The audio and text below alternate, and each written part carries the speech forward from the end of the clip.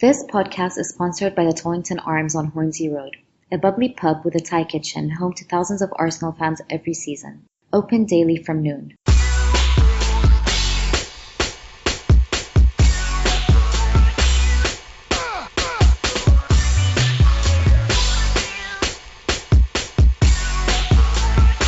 Hello everyone and welcome back to another edition of the Gooner Ramble. Tonight we've got the pleasure, I should say, of discussing Arsenal's defeat away from home at Anfield against Liverpool. 3-1, the final result being tonight.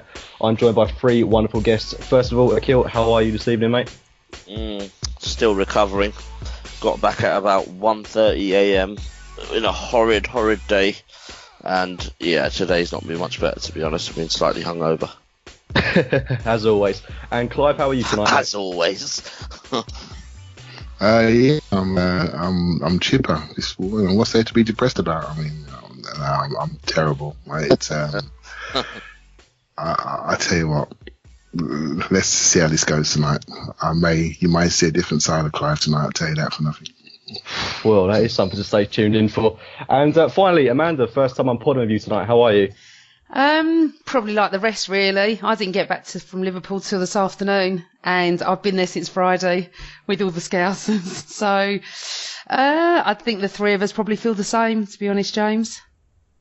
Yeah, I mean, it's hard to be positive about a result like that. It was incredibly, horribly predictable, should I say, in the way that it was against Chelsea. It was a real lethargic performance from Arsenal yesterday away from home, something that we've really become accustomed to in these big games, and it's very depressing in a way. Arsene Wenger, with what was a very unusual lineup, Alexis Sanchez dropped to the bench, started with a front two of Olivier Giroud and Danny Welbeck. Clive, I'll come to you first on that one. What was going through your mind when you saw that team sheet? Oh my goodness. Oh my goodness. Okay. Disbelief. Let me just take out the swear words in my response, and there'll probably be silence on this podcast, right? So now basically we spent 10, 12, 11 days, 12 days waiting for this game. We know it's important. We know the manager's under pressure. We watched Liverpool play a Monday Night Football versus Leicester. We saw them get, out sprinted, out ran, out pressed, out energied, and Leicester turned up into like the champions they supposedly are. And we're all thinking in our minds, okay, this is our chance now. Liverpool are a little bit shaky, and we know they're good at home versus top six teams. Okay, but you know what? They can't be full of confidence. So if we can maybe be a bit bold, we can get a bit of pace. We've got so many forward options. We've got so many midfield options, almost too many. And then maybe that's a problem because we don't really know our team identity at the moment. And so on Saturday, I was sort of like, spent a lot of the morning, woke up at 4 a.m, spent a lot of time talking to loads of people about team selection. And everyone came back with so many different debates. But in not one of those team selections was Alexis Sanchez on the bench. And as soon as you see that, you think to yourself, okay, something's happened. Something's wrong. What are we trying to do?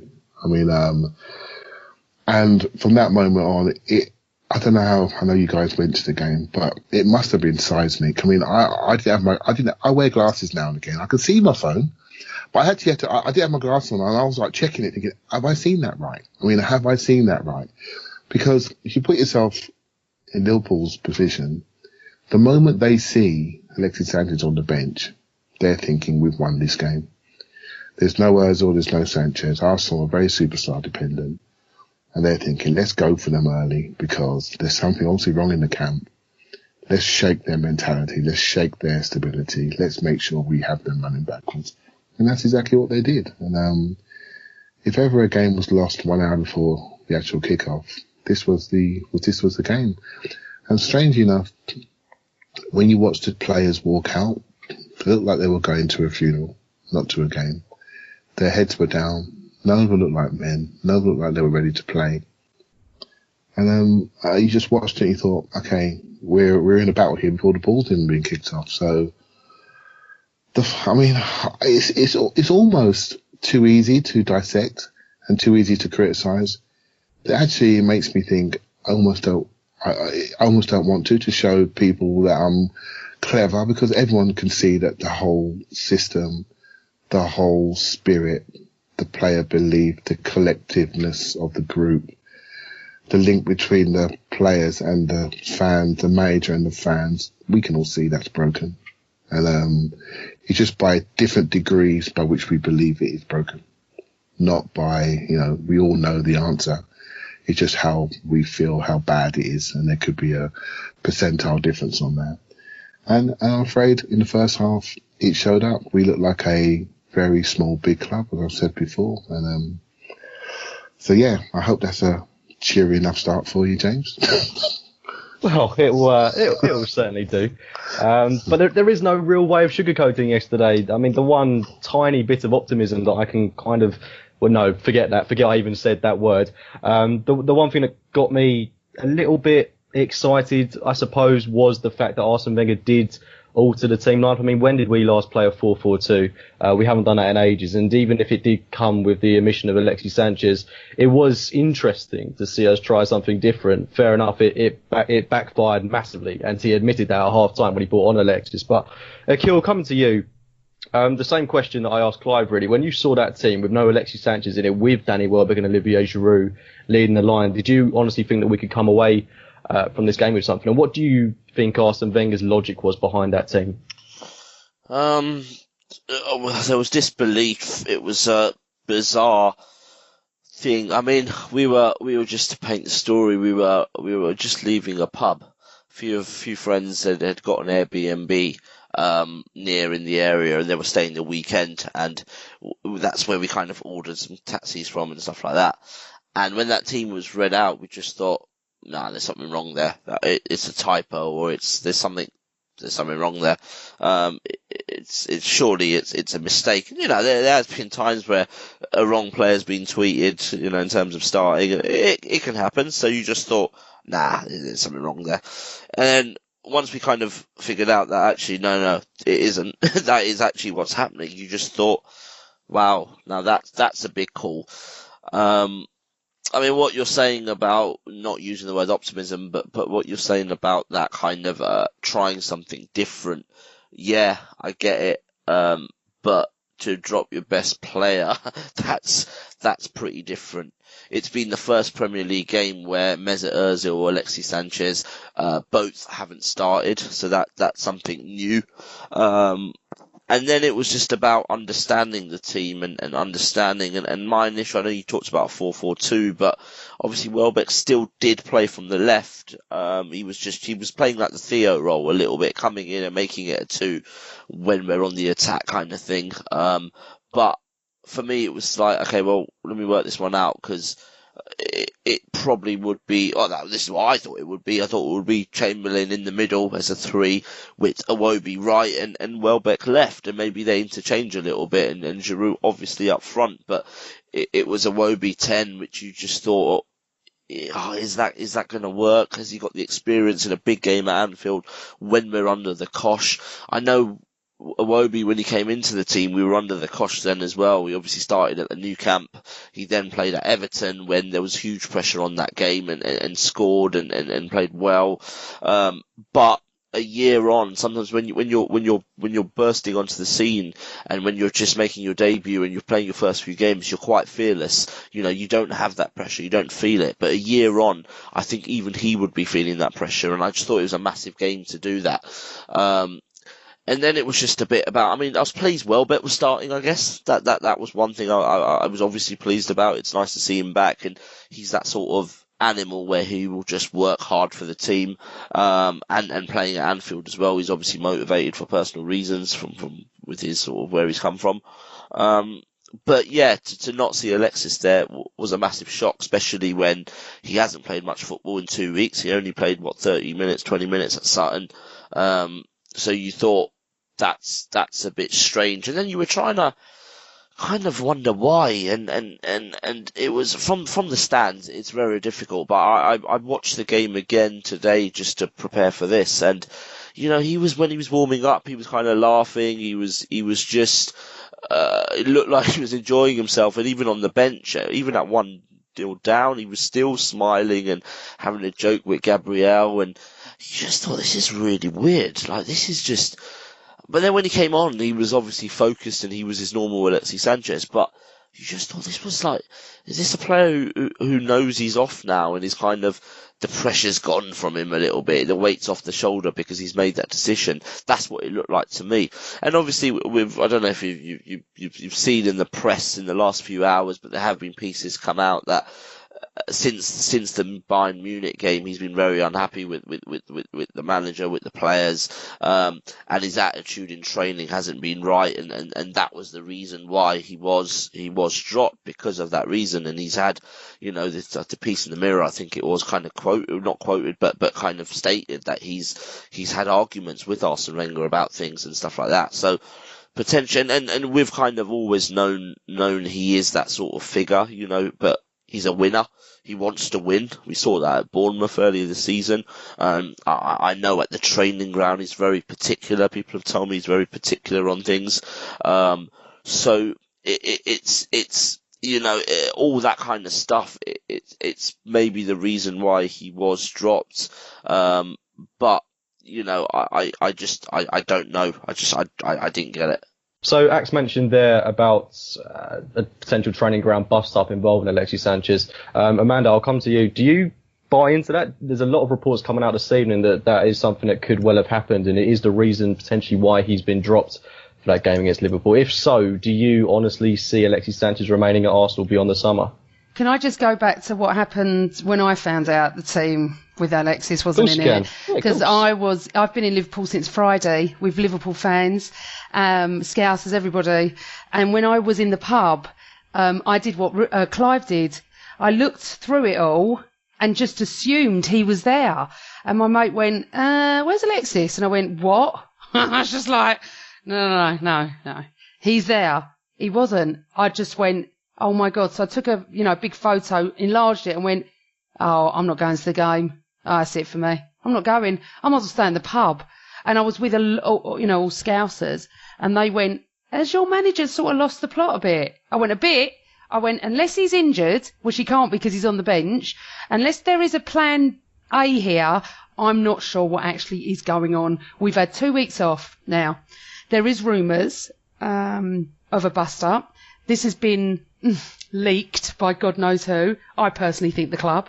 I think that this is my opinion, okay? I don't know anything, and I'm not an what you call it in the know person, but I think he won't sign, he's off, and the club want it to look like he's causing the trouble. Now, we've seen him tantrum off the pitch.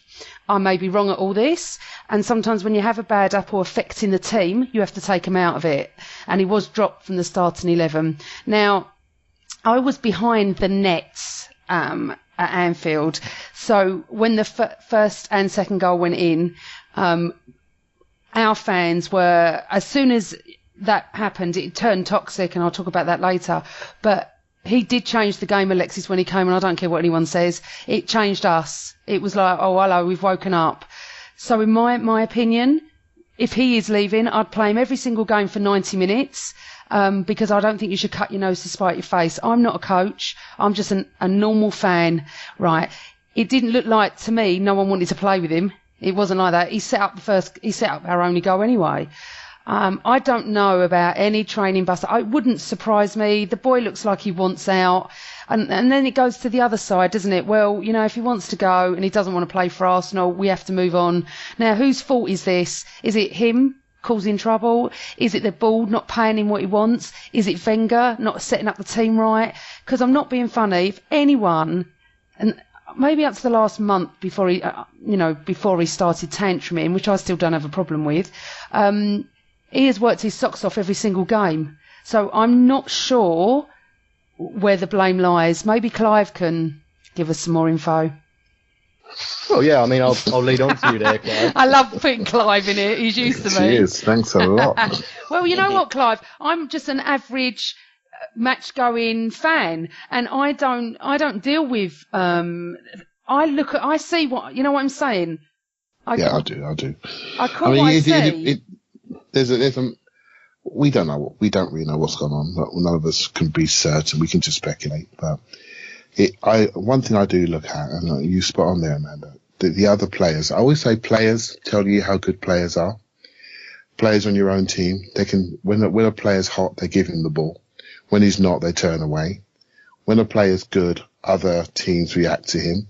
There's an interesting quote from Klopp. He said, the first 5 minutes when Alexis was on the pitch felt like 50 minutes. That's a fantastic quote. That tells you what a star player does to the opposition. I've been having lots of debates this weekend on Twitter about players' quality. But let me tell you, when a player affects how the opposition plays, then you know you've got a good player. You know, and we've got one. Yeah. We've got one in our team. We've got statistically the best player in the league. Most assists, most goals. He's involved in more goals than anybody else. He's statistically the best player in the league, whether you want to, you know, obviously people have opinions about other players like Hazard, for example. But obviously we're biased. As far as I'm concerned, he's the best player in the league. So at no point would any other club drop their best player unless there was a major issue. When Man City dropped Aguero, they had a young stud in Gabriel Jesus ready to replace him. When we take Alexis out, we replace him with a different style centre forward and we completely changed our game plan. And so for the first time, in my opinion, I felt Wenger betrayed his philosophy.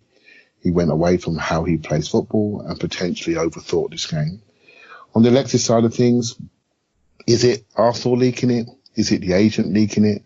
Whatever's happening, somebody's tried to curry favour with the fan base to say there's a problem here. And so now my next move, whether it's the club's move or the agent's move, can be justified by what that statement, what that rumoured leak was tonight. So as fans, we're meant to suck this up and pretend we don't know what's going on. But actually, if you look online tonight, people are already speculating where this has come from. They're not stupid. We know what's coming. And then we go back to the root cause. And the root cause is we have a club at the moment that's pretty in turmoil. Right? We have a manager that's under pressure. If you listen to his press conferences, he's using the word I a lot, having to justify himself, justify his actions. He doesn't like doing that because he's a very intelligent, articulate man that doesn't feel he can be questioned. And he's never been questioned so regularly as he is right now. And in this new social media age, he's being questioned every second. And, you know, his record against top 6 teams has allowed him to be questioned. This game, the result, we're all excited. I mean, you guys went, you went with, you know, optimism, but the result wasn't really a surprise. And that means something's wrong with our manager and how we're setting up. And then we're expecting the statistically best player in the league just to suck that up and stay with us. And that's where we're getting it wrong. We're becoming so obsessed with certain individuals. We're missing the fact that as a club, from a sporting perspective, we are stagnating and we are getting smaller and smaller. And we are not, I always say, we are not the employer of choice. We are not the place where these players want to be. You know, he's looking at other places potentially like Juventus and Paris Saint-Germain because he has more trust in their projects. There's new projects going on at City, at Chelsea, at Everton. There's a new infrastructure build going on at Tottenham. There's a new management team at Liverpool. Arsenal are sitting there and we look old, stagnated, behind the times. And why would we expect the best player in the league to want to stay with us?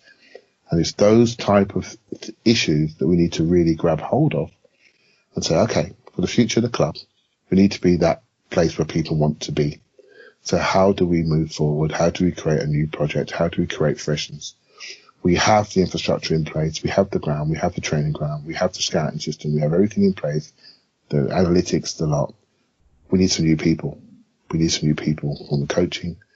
We certainly do, to make players believe there's something new happening. So yeah, I don't really know. I don't want to say like I know anything, but you just read between the lines. Nothing that you've all seen in the last few weeks and months is going to tell you that the guy is happy. But to be fair to him, he has never been disruptive. He has never been outwardly disruptive. And it sort of reminds me a little bit of Cesc Fabregas when he was coming out of the club. He felt bigger than the club. He felt he could do certain actions and get away with it. And it feels to me that Alexis is outgrowing us. And that is not easy for us to really accept. And that means to me that we're not being as big as we are because Arsenal are a big enough club to make Alexis Sanchez feel as though he should be with us. And that's why we moved grounds, right? So when Henri went, okay, maybe he outgrew us, but we've been in this ground to make sure we're big enough to sustain these players, and we're not. And so, yeah, it's pretty depressing, to be honest. Yeah, Clive, you mentioned there about Arsenal potentially embarking on a new project, but it is sad in a way when you see that we've had this move to the Emirates. We've invested 100 million over the past summer, and clubs like City, they're overtaking us almost overnight. It's crazy how this has come about. And the message that I sort of got from Alexis Sanchez was one that's kind of been the epitome throughout the fans. When that goal went in and he was smiling, it's kind of like, oh, well, accepting it. You know, he knows this is happening. It is incredibly, horribly predictable. But Ax, I'll come to you just regarding the fans. You're obviously at the game. Yeah. What was the general consensus and feeling amongst the fans at Anfield yesterday? You know, it was different to Chelsea. With Chelsea, there was so much anger. There was so much hurt. Kind of, you know, there were things. It felt different. Here, it felt. I mean, there was a little bit of that, but it felt more just frustration and disappointment, and even like sort of resigning to the fact that we're just not playing very well. There was one or two lads with a banner in front of us on row 1. You could kind of see it on TV, I think, behind the goal. I don't know if you saw that, but it's not very nice, to be honest. It's not very nice. There was actually a dad and kid right in front of me, and you know, whenever I see young kids, I always think, let's try and keep the language a bit more clean. Let's be respectful to that kid and his dad. And you know, I think at half time or even at the end, I kind of just like patted him on the head, sort of thing, and said, you know, in your lifetime you'll see lots of ups and downs, so just stick with it, sort of thing. Because you know, he's a kid who's probably never seen any success. Yeah, he's seen the FA Cups, but in terms of Premier Leagues and stuff, he's never seen it. So it was just, I don't know, it's hard to describe, to be honest. But it was just frustration and yeah, it's not nice, you know, it's not enjoyable. It's not why we like to go and watch football. You know, when we're, you know, I think of that Southampton Cup game, and that's probably one of the few this season that I've enjoyed because it was positive, because it was, you know, we played well, it was a nice day, we got early goals, it was just nice. But we're not getting that at the moment, and it's starting to now. I mean, obviously it's caused problems with fans, but it just seems to be at breaking point a little. Yeah, no, I would definitely agree with that. Obviously, I wasn't at the game, but you can kind of tell the general stigma that's going around at the moment. Amanda, you were at the game, and I know that you've got maybe a different opinion to Akhil on what the feeling was amongst the fans. What did you make of it yesterday? Well, at Chelsea, I was in row 1, and here I was at row 5, and I didn't know Axe was behind me. I sat there for the first half. I didn't sit there for the second half. When the first goal went in, a bloke behind me went, you know, the normal to Wenger. I'm not going to swear because I don't think we swear on here. And the bloke in front of me went for him. And it was the same old shit that I've seen at every away game, you know. And I get it. The problem, so the guy in front of me I spoke to, and I said, see that man over there? I'm really, really sorry about this, but he is ruining our club. And if you're going to have a go at me, please do. I'm not in either camp, but I don't want him here next season. I've had enough. And he went, well, I want him to, and he started going at me. I want him to leave with dignity and respect. And I said, hold on, that's my middle name. That's what I want for him. I said, but game after game after game, we are spending hundreds of pounds travelling. I got a season ticket as well, like most people. We are spending so much money to watch this team. And as Clive said, they came out with their heads down. Okay, so I get what Axe is saying. It is slightly different to Chelsea. Chelsea was nasty. All right, I couldn't get out the grounds because they were fighting amongst themselves. This was different, and at half time I met a few people from the pub. I just bumped into them, and we all just went, "Man, enough." It was right. It was just frustration. We've had enough. I've had enough. I don't want to do this anymore. I travelled all the way up there. At least turn up. At least do that. You know. Anyway, so I moved seats at half time because I didn't feel very comfortable down there at all because I was right by that banner that Axe is talking about, and I'm not really a banner girl. I'm probably a bit hypocritical, but I don't really want to see that during a match. And it's sort of, I could feel the tension in that little section. So I went up about 10 rows. Someone swapped with me, which was really nice. And then I sort of, funny enough, I stood with Claude and that lot, and we were just chatting, and all of us were so fed up. We just went, what's the point anymore? The club is stagnating. Clive's right. Everyone's going to overtake us. There is no way on hell's earth we're going to end up above Tottenham this year. And so what? You don't win a trophy for that anyway. Something has got to change. It's Wenger. It's the board. It's everything. You know, I really wanted Welbeck on that pitch. I really did, you know. And he scored a really good goal that was made by Sanchez. When I was talking and when he made a double sub, which he never does, with 20 minutes to go, which threw me because I thought, if we get an injury with 10 minutes to go, what are we going to do here? But he brings on Theo for Iwobi, if I'm correct. Yeah. Sorry?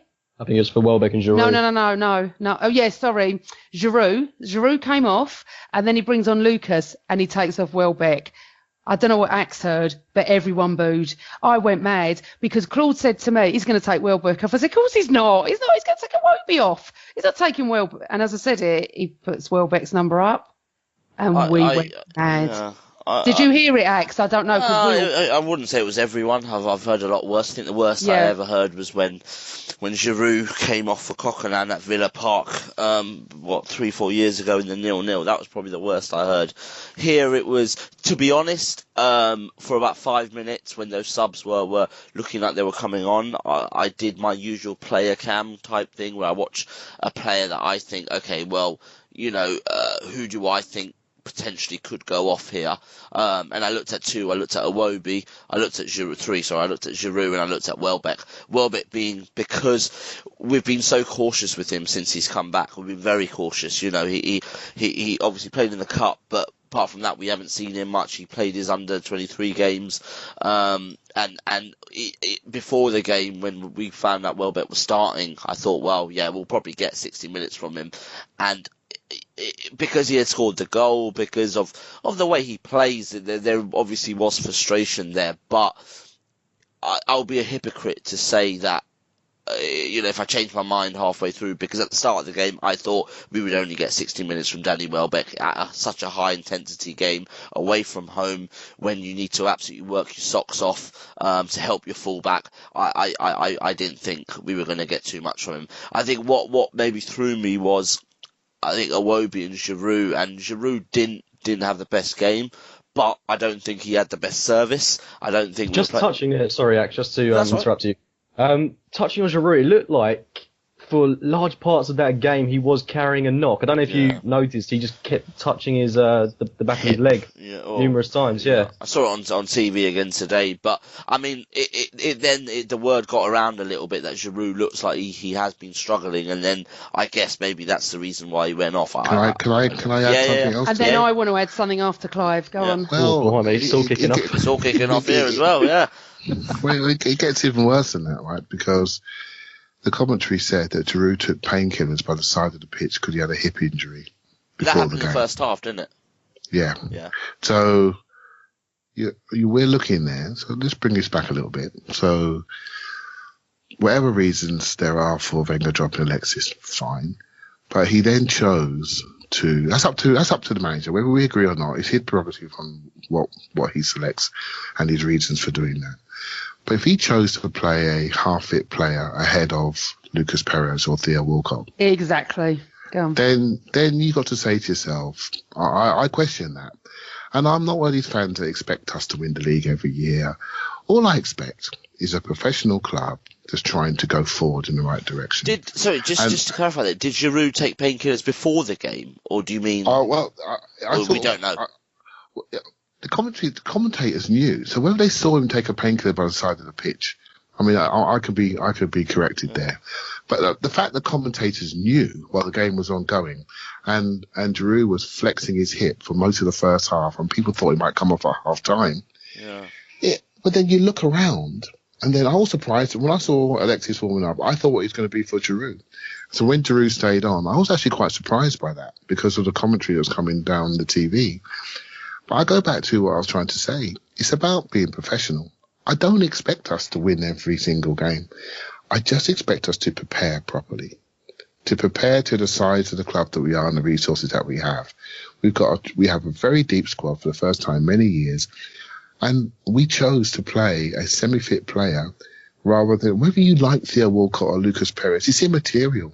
It's about the approach, right? It's about the approach to a big game. And you guys have spent your money, and many other hundreds and thousands do the same thing in their own way to go and support their club. And all we expect is a chance, an opportunity to have a good memory and potentially have a win. Some people expect it more than others. But I just expect us to be prepared to have a plan of action that could work. And we're just not doing that any longer. We're now becoming individually obsessed. And that is not a club. That's not why you support a club. That's not why we love the club. We are too tied up with individuals, and those individuals change from year on year. It used to be Cesc, used to be Henry, used to be Vieira, used to be Robin Van Persie. Now it's Alexis, now it's Ozil, now it's the manager. And we as a supporter base are being defined by our reaction to those individuals. And as a supporter base, we are arguing amongst ourselves about the merits of individual coaches, managers and players.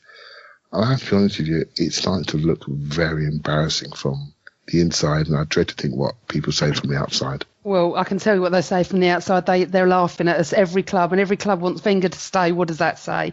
I want to say something about Giroud. First of all, there are stats out that says he is the one player out of 22, including the goalkeepers, that touched the ball less in the first half than any of them. What does that say? Second of all, if he is slightly unfit coming onto that pitch, and you're right, because my dad texted me after 10 minutes and said, Giroud doesn't look right.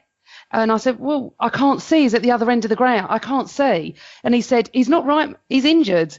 I said, no, he can't be injured. We've got Lucas on the bench. We've got Theo on the bench. Of course he's not injured. So then this has all come out. Okay. Are you telling me, oh my God, I'm fuming. Are you telling me that he took painkillers by the side of the pitch and yet he leaves a Wobie on this pitch? Oh my God. Right. I'm going to calm. I'm sorry because I am so angry. Because I don't know what Lucas has to do to get on this in this team. I really don't know. I asked everyone around me. No one knows. And we play Giroud, who's not right. Even if he picks up a knock in 10 minutes, get him off. This is so important. We are being defined at the moment, Clive. Everything. Because we're going from losing games to playing Bayern on Tuesday. That game's gone. We've got a manager that we don't know who signed. Everyone thinks he has. Some people think he has. Some people think he hasn't. We've got a board that are doing nothing. We've got leaks coming out about our world-class player that inevitably is going to leave. We are, what's that word? Imploding. Imploding, and we're vulnerable. Now, we are bound to lose on Tuesday night. We're not going to be a club that wins 4-0. We're not. It's not going to happen. We then play Lincoln on Saturday and everyone thinks we've already won. I can't tell the amount of Gooners I met last night. Oh, we'll beat Lincoln. We'll be in the semi-final. And I'm like, okay, you do realise that we can't win much at the moment. We're not even a team. I know I don't talk as tactically as you, Clive, but I'm trying to say the same thing. What was he doing leaving Giroud on? I swear I've got no words for him anymore. When I saw he left Sanchez out, I said to the whole pub, I said to everyone, oh, you might as well just take your 3 points now. And I honestly believe that. And I want to ask a question to all of you. All right. I like Iwobi. I think he's got potential, but he's not doing it at the moment. Is it his fault? I don't know. Why is he still in the team? There we go. Well, I did want to talk about Iwobi a little bit later on. On Giroud quickly, sorry, just on that one. I think also, I mean, I saw he was holding his hip. I didn't know about the painkillers until today. But what it was if he was carrying a slight injury before the game, that is such a massive risk to take. And you know, all players do carry injuries. You know, there's players aren't 100% fit. No player's 100% fit ever. They're always carrying some sort of injury. You know, but ones they can manage. But by playing by playing Giroud, if he was a little bit worse than that, sort of managing an injury phase, then you're restricting your options so much, because, as I've said, Welbeck, I only expected him to play 60 minutes anyway, so that's one sub already. If Giroud then is suddenly, you think before the game, you think, well, you know, hopefully he'll last, because the excuse was we want to go direct, which I didn't quite get anyway. But, you know, we want to go direct, so we need to play Giroud, fine. But if he's carrying an injury, then is he going to last the whole game? Then suddenly you're only leaving yourself one substitution for like a reactionary substitution or a proactive substitution potentially if something happens in the game, and that was Francis Coquelin potentially he was booked early, I think, and then he wasn't quite at the races. So then suddenly you didn't have the choice to take someone like Iwobi off, who, you know, potentially should have gone off because of the other three scenarios. So if Giroud was carrying an injury coming into that game, that's a massive judgment, you know, because we knew Welbeck wasn't going to last. So if suddenly your centre forward as well is not going to last, you're not leaving yourself with much. Anyway, to answer your question, Amanda, about Alex Iwobi, it was something that I did want to discuss a bit more in depth later on, but whilst you've brought it up, I think it's definitely worth discussing at the moment. For me, he's really being mismanaged. If you look at the way Pep Guardiola has handled Kelechi Iheanacho at Man City, you know, Iheanacho probably doesn't play anywhere near as much football as he should, but as a 20-year-old individual, he knows that there are going to be senior players ahead of him that are going to get opportunities and should be in the squad ahead of him. Now, for Alex Iwobi to be starting week in, week out in pressurised games away from home at the Allianz, Stamford Bridge, Anfield, for a 20-year-old guy, speaking as a 20-year-old myself, I wouldn't want to be in that situation every single game. And of course, it's different for a professional footballer, but we've got 27-year-old Theo Walcott on the bench, 28-year-old Lucas Perez on the bench, even Aaron Ramsey. I know he's just coming back from an injury, but he's on the bench. I mean, it doesn't bode well at all, and it's not doing his confidence any good. And I really worry for Iwobi because I don't want his confidence to be disturbed, because he's such a talented player. And for me, he's just not being managed at all well. Clive, I know that you like talking about Iwobi. I absolutely agree with that. And he's becoming the next lightning rod. We've had Ramsey, you know, and we've had Coquelin. He's going through it, and we've got Iwobi, and you know, it's what we've lost is clarity of selection. You know, it's interesting. I did loads of Twitter chats before the game and picking teams, and there were so many different teams, so many different formations. We haven't got an identity. We haven't got clarity of selection. But what I feel is happening, this is pure guesswork. Wenger has favourites, and those favourites play, whether you perform or not. And I talk about, you know, you should get selected on what you do, not what you've done. And Iwobi has done some great things in, you know, at the start of the season. He needs to be managed. He needs to be taken out. It's not fair on him. He's already exceeding expectations. He should sit on the bench for a month or so. This is a critical time of the season where points mean more than they did pre-Christmas, right? So we need to manage him, and we haven't done. We've just now let him go out in these big games and be totally exposed. And this was starting from actually earlier in the season, where he was starting to drop away. That's the time you take him out. You don't let it get this far. Yeah. You don't let it get this far. He missed a chance late against Tottenham, and we all started to wonder. It was since that PSG moment for me, I think, since that goal went in. And PSG, he looked crushed that day. You know, you look at this situation. Are you telling me that Alexis Sanchez couldn't play number 10 yesterday? I mean, are you telling me? What could he have done in that role? He would have ran the game. Liverpool would have been overloading us. I mean, just look at the Liverpool team. I mean, let's talk about the game. Of course, could have gone in there as well. It doesn't matter. I mean, let's look at Liverpool's team. Let's look at the opposition that we're playing. Right? Let's just for a second. I need you to listen to this, because it's really, really simple. Liverpool play a 4-3-3. We all know it. They have 3 4s that run narrow. They run on inside shoulders. They stay tight together, and they run through lines. They have a midfield 3 in the middle in a V shape, with Lallana, Wijnaldum, and Can at the deepest point of the V. And what they are very good at is running forward. What they're not very good at is running backwards. What they do on the right-hand side with Mane is they penetrate deeply on the right-hand side with Mane and Klein. On the left-hand side, they use Milner and Coutinho, and it's much more of the fullback goes down and he sets it to Coutinho, and Coutinho creates from a slightly deeper position. Very simple to work out. What you have to do to beat them is you have to get Wijnaldum and Lallana running backwards, because if they're running forwards all day, they're going to cause you problems. Running backwards, they're not the best defensively. So that's what you need to do. So you need to set up with them and run them backwards, force them backwards. What Wenger thought, and whether I believe this or not, but there was a scenario a few years ago when Pep Guardiola played Dortmund, and Dortmund were a pressing machine at the time. And what Guardiola did, he went 4-4-2 and he played Lewandowski and Javi Martinez as centre forwards, and he went long. But he played two centre forwards. We didn't do that. We didn't give Giroud a partner. We still played 4-2-3-1.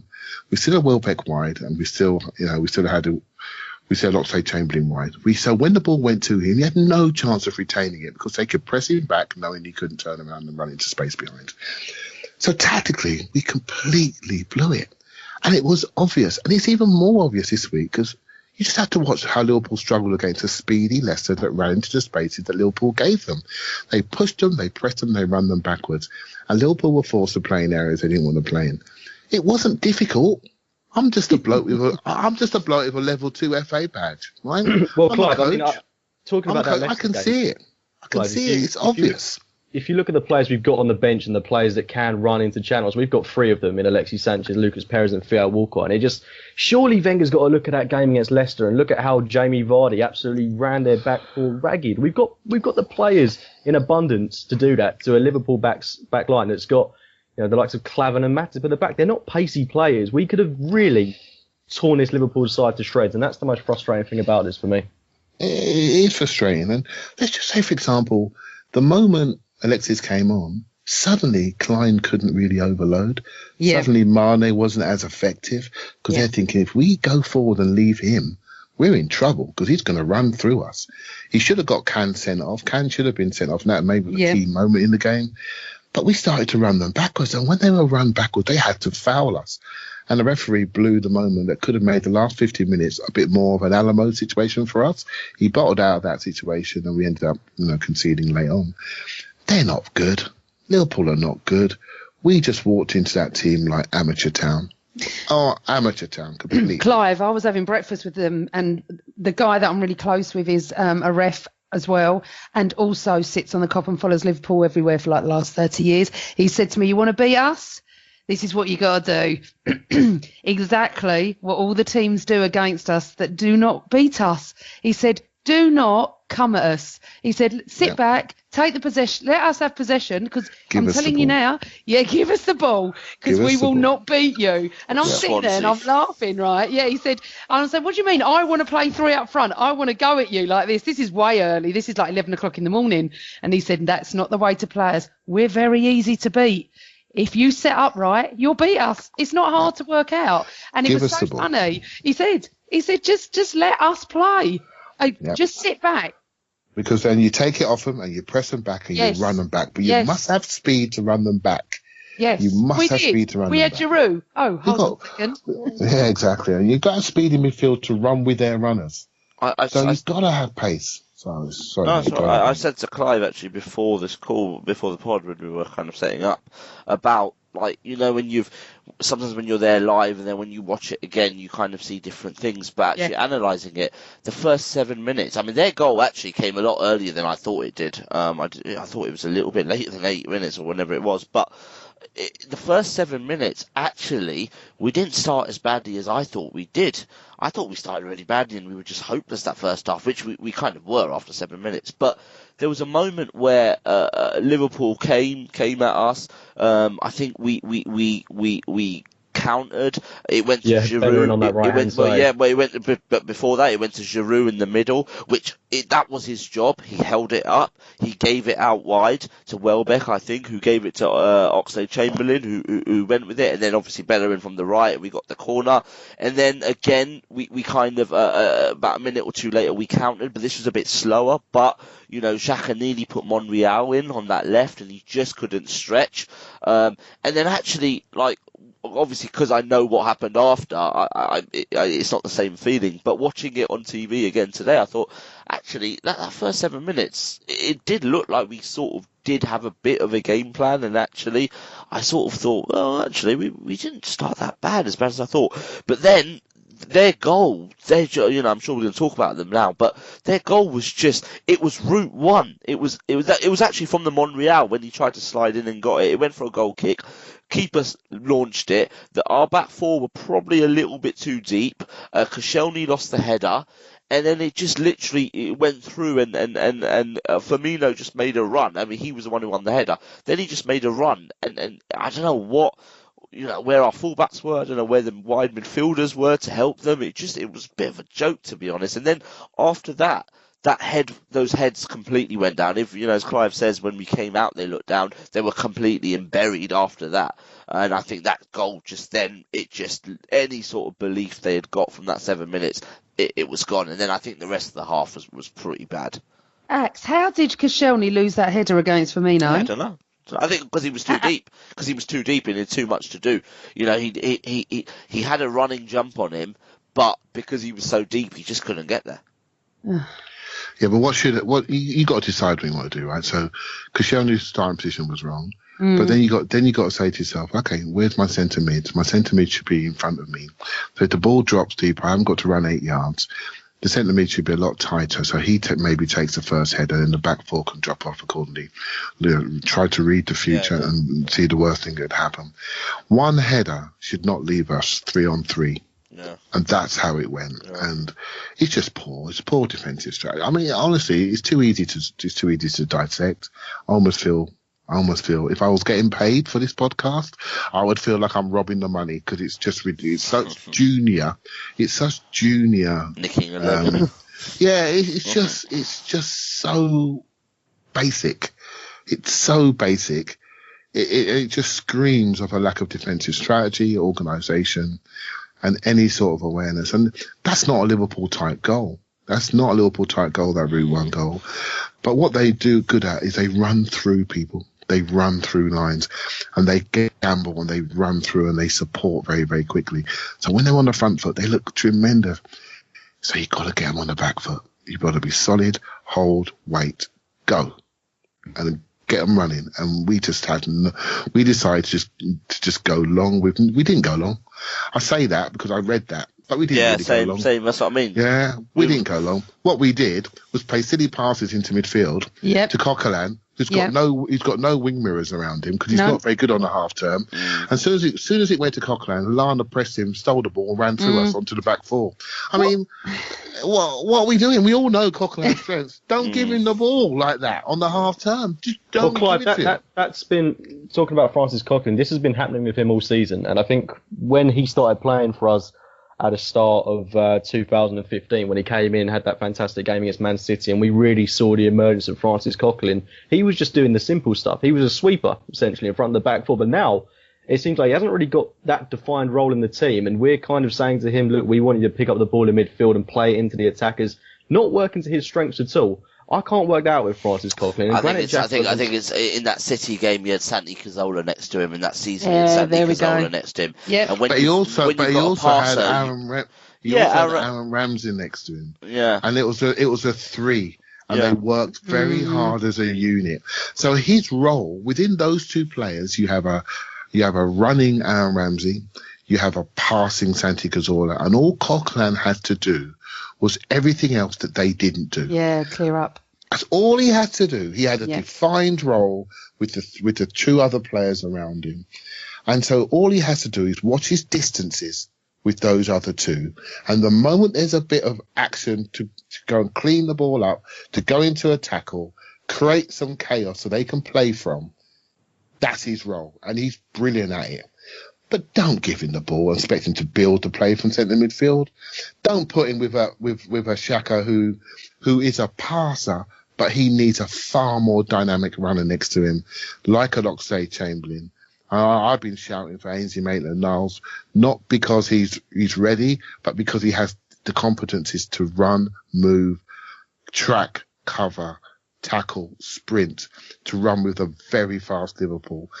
That type of player, and we just haven't got that player at the moment that's actually ready to do the job to allow Xhaka to shine and allow Oxlade-Chamberlain to shine. I noticed with Coquelin as well. I mean, we mentioned Santi Cazorla and that passer, and you know what? If I was alongside Santi Cazorla, I would keep it pretty simple as well and say, you know what, mate, you're brilliant. You do your thing. I'll just protect and I'll just sweep up and all that sort of stuff. But when I noticed Francis Coquelin actually changing was then not his.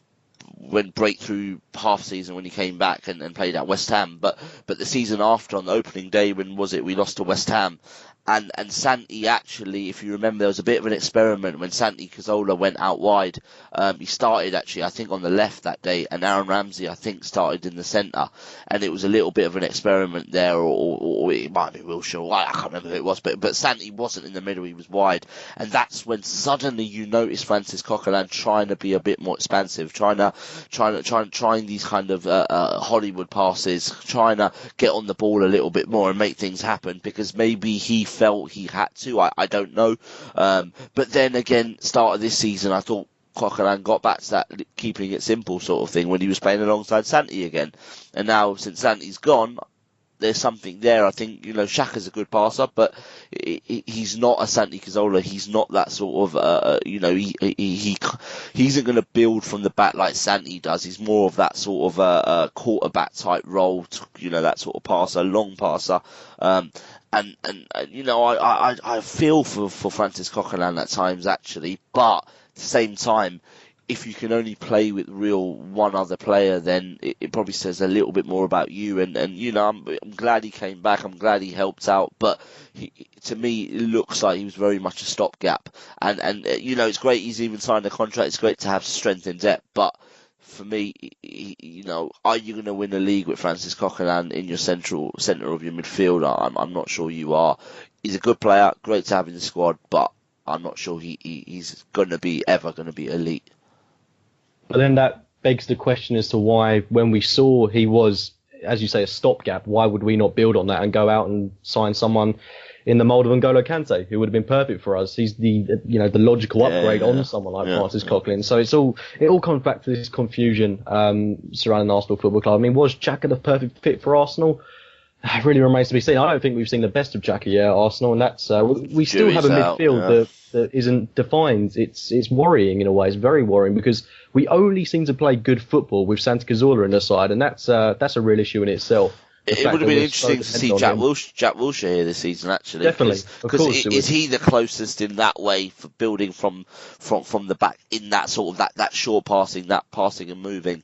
I don't know. You know, I don't know. I'm just a fan, to be honest. No, but I completely agree with that, because if we'd have had potentially a midfield pivot of Xhaka and Jack Wilshere, we may have seen something a little bit different this season. We started to see a little bit with Xhaka and Ramsey when they started to form that midfield pivot, but we've never had a consistently good midfield throughout the course of this season. And when Jack Wilshere's back next campaign, that will be interesting to see when we'll have all these different midfield options. But for me, the midfield, the man management this season has been appalling.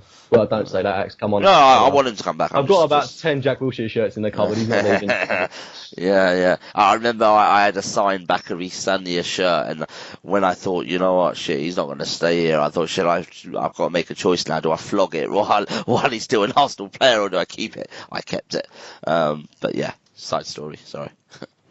No worries at all. I don't think we need to talk too much about the goals, because we all knew how they occurred. It's just, you know, inflicting a bit more pain on ourselves. But I think it's worth talking about Arsenal's defence yesterday. Looking at that back five, the back five we lined up with in Cech, Bellerin, Mustafi, Koscielny and Monreal. Amanda, for me, that would have been the back five at the start of the season that I think a lot of Arsenal fans would have had nailed on as our chosen back five, but it just seems to have fallen to pieces recently. Mustafi doesn't look quite the player he was when he first started lining up in an Arsenal shirt. Monreal is falling away as each game goes by. Bellerin wasn't particularly convincing yesterday. As you say, Koscielny lost the ball in the air for one of the goals.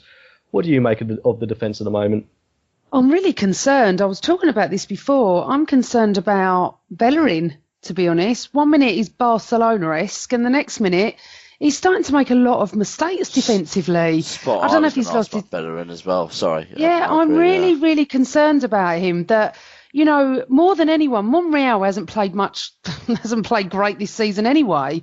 So I'm not shocked at each match with him. Bellerin is going down here fast. We used to look at him like the Sanchez, you know, like verging on not world class, but you know what I mean, like the stable right back, makes those runs, defends well, he's always great. But he's not, and every match he's not at the moment. It could be the fact that he hasn't got much cover. It could be the fact, and I'm telling you now, we could go through every player in our team. There isn't one, in my eyes, apart from Sanchez. And I have very rose-tinted glasses on with it, where Ozil is concerned. Everyone knows that. But even he is not performing. No one is performing. Does this mean then that Wenger has lost the dressing room, which I've never really understood that sort of saying anyway? It's a very cliched football term, but do they not want to play for him anymore? Do they not really care? Is it the fact? I mean, I waited to the very end. I wanted to see who actually came over to clap us, because I've normally gone, because a lot of people complain about this. They didn't all come over. A lot went down the tunnel, and a lot actually just clapped halfway through the pitch and went down the tunnel. But I think Bellerin came over. I can't remember actually. I don't know. I was talking, sort of coming down the stairs at the time. But I think Bellerin came over. Not many. It's always Bellerin, Chamberlain, and Cech. And Walcott actually. But three out of the four. Did they come over? I only saw Bellerin, and I think I was walking out. They did, but you're right. It was kind of on that half turn. They looked a bit scared to come over. Yes, actually. They did. And do you know what? I think they're as lost as us. And this is where. This isn't Wenger's fault. Wenger is the manager. He doesn't run this club. The board do. So if the board is sitting there going, hold on a second, the team aren't playing, Wenger's signed or he hasn't signed his contract, God knows what's going on there, who's taking charge? And it's exactly like what's going on the pitch. We don't have any leaders on that pitch. We don't have any leaders in that boardroom. Get me in that boardroom. I'd sort the lot of them out. 40 years I've been bloody following this club. I'm flipping fuming. The whole, from top to bottom, it isn't just the team. It isn't just Wenger. Wenger should have gone when we beat Hull or Aston Villa. Look, I'm not going to go through all that again. I wanted him to leave with the respect and dignity he deserved. He turned our club around, you know, when he turned up in 95 or 96, whenever it was. And great, brilliant. But there was pre-Arsenal. I was talking to someone, actually, 20-odd.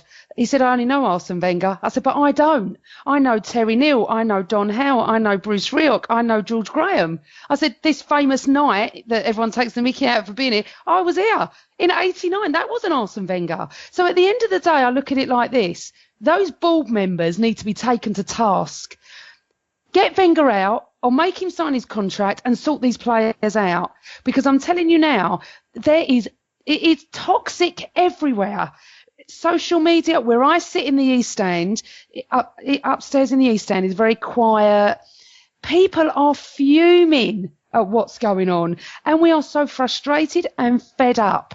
Okay, it's gone past whether you want Wenger in or Wenger out. It doesn't matter what we want anyway. They're not listening to us. I'm sorry, I'm just so angry. I love how that was a question about the back five, by the way. By the way, you get used to me. Yeah, just answer it. I do think Bellerin's been carrying a bit of an injury as well.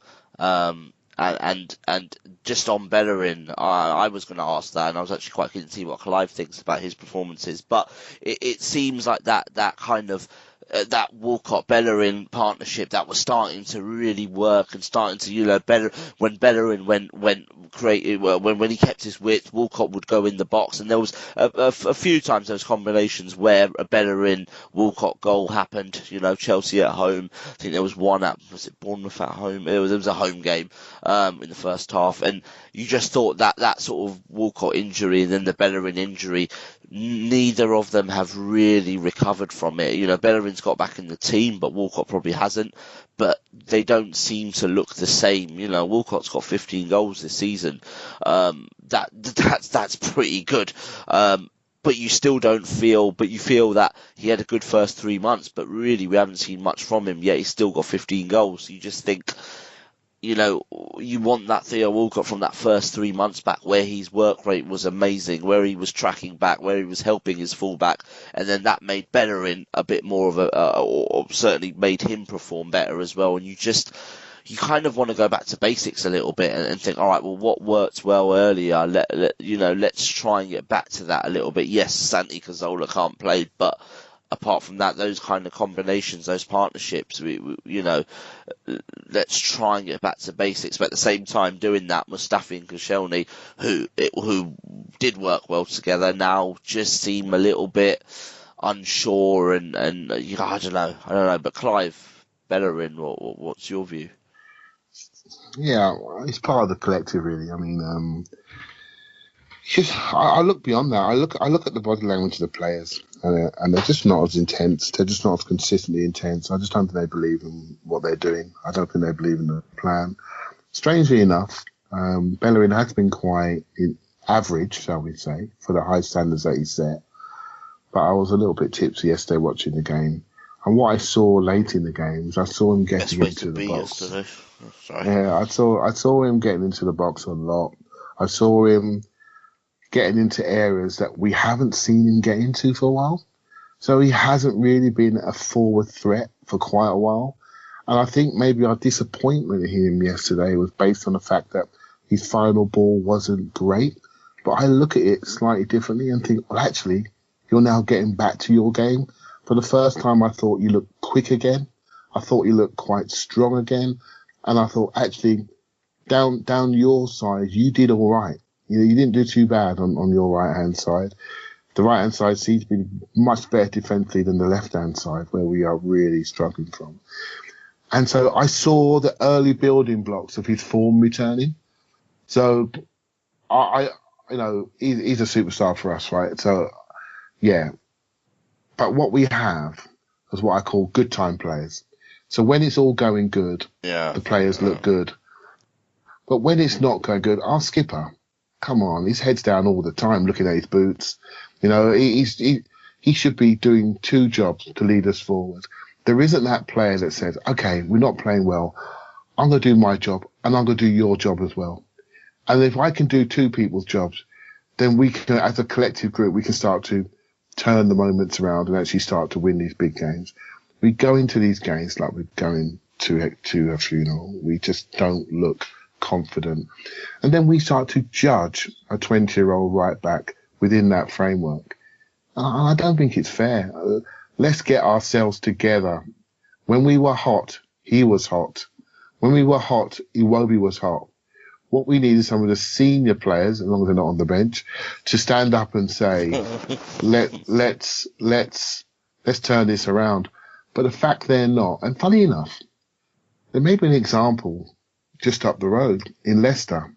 The last two games, they've looked unbelievably good. Because maybe there's something not quite right in that dressing room, and we can debate what it was. But I've watched their last two games, and they look as quick and as aggressive and together as they did last season. Every single player is back up to his levels. Something's not right at Arsenal. Something's not right. And I'm not going to judge people in this particular moment because there's something not right within the dressing room, within the club. And the players are showing us there's something not right. I mean, you watched it, you saw it. And sometimes when you go live, what I tend to do is I watch the players. I watch how they move. I watch how they talk. I watch their body language. I call myself a direct debit fan. I go once a month, right? So basically, it's when I go, I'm looking at that. I'm looking at relationships. I'm looking at body language. Come on, guys, you must be able to see that they were basically broken. They weren't together. There was no team spirit there. So I'm not gonna judge anybody within that framework, to be honest. Yeah, no, that's a fair point. I mean, it was something you tweeted actually the other day about.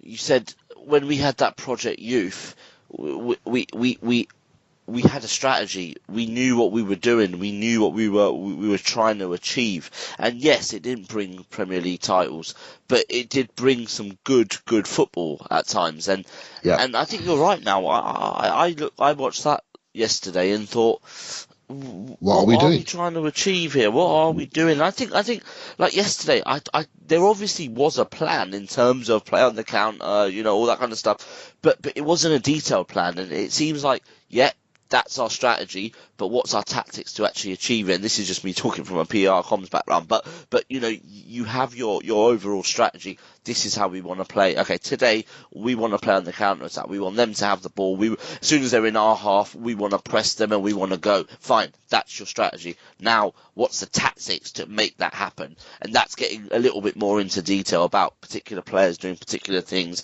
particular people being in places, looking at the opposition, see, okay, well, who's the one we want to kind of press early, like that Man City game a couple of years ago. They seemed like there was tactics there. When David Silva got that ball just outside our area, we were on him. 2 of them were on him. That was obviously a tactic for us to then for that overall strategy to work, but it just seems like that isn't happening at the moment.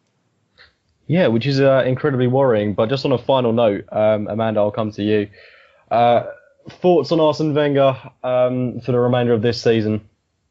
Oh my God. Just play back the last pod, probably the last few pods. Yeah. I don't know, James. I can't answer it. I don't know. If I'm sitting at breakfast and my mate's telling me how to play Liverpool and my manager doesn't know how to play Liverpool because he's not watched them, what hope do we have? What team does he even put out against Bayern Munich? Who knows? We got Lincoln. I think we haven't got Tottenham. Whatever it is we've got after that, Palace, whatever. I don't know, James. We got West Brom away after. West Brom away. And we can't beat anyone at the moment. So let's just... I've never been at a situation like this. I remember when George Graham was on his way out. We wanted him gone. The ball dealt with it, and brought in whoever he brought in. I can't remember the time. My head's gone a little bit.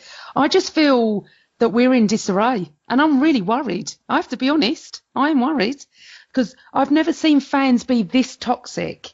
I don't think social media helps. We never had that in the 80s. I don't think a lot of the radio programs, even some YouTube stuff, I don't think it helps because it's winding everybody up. We can all see, me, Clive and Akhil, we may not all agree, but we're all saying the same things tonight. I can't hear one of us arguing about anything. And normally on a podcast, one of us will disagree. It's worrying times. That's how I feel. Okay, and on that that wonderful note, we'll wrap it up there. Thank you to all of you that have come on tonight. Akhil, thank you very much for coming on tonight, mate. Yeah, no problems. The pleasure was all mine, mate. Yeah. I think you're going to need a couple more JD and Coach tonight, mate. And Clive, thank you as always. Yep, cheers, thanks, mate. And Clive straight off to bed, I think. Clive's going to sleep the world away. I'm going to go and watch Match of the Day because I've not seen anything, and it's so annoying they don't have screens there. So I want to go and watch these goals. And, by the way, the Welbeck finish was a great finish. It was tremendous. He actually, I think he miscontrolled it a little bit, but it was because I can't work out how he got it in. I watched it today again, and you know what? I don't think he even looked at the goal once. He was looking at the ball the whole time. He just that's someone who knows where the goal is, and I know it's a funny face people use. Our striker knows where the goal is. Well, of course you know where the goal is. The goal doesn't move, but in that sort of you move, so he knew exactly where it was from a tight angle, top finish. Well, all the goals Welbeck scored since he's been back have been remarkable, really. They've been really top quality finishes, and that's something we were so critical of when he first arrived. Yeah. If he's worked on that on his time out, I mean, we've got a real quality player on our hands. But Amanda, it's been wonderful potting with you tonight. It's certainly been very eye-opening. Yeah, this is me, James. You ask me a question, I'll answer it, and then ramble on about 20 other different things. Sorry. No, I love it like that. I still don't know what she thinks of our back five, by the way. But I'm worried. I do not know how I know. I'm just kidding. Did not get that ball against Firmino. I just don't. He's 5'11" or whatever he is. So I'm concerned about all of them. Every player in our team at the moment. Anyway, on that note, thank you to everyone for listening to this podcast from the Gooner Ramble. Please do subscribe for more regular podcasts. Please do drop us a follow on Twitter at Gooner Ramble. Like all of our other social media outlets. And from me and the panel, thank you very much. We have also got a new Facebook page, so make sure you like that too. Up the Arsenal. Good night. This podcast is sponsored by the Tollington Arms on Hornsey Road, a bubbly pub with a Thai kitchen home to thousands of Arsenal fans every season. Open daily from noon.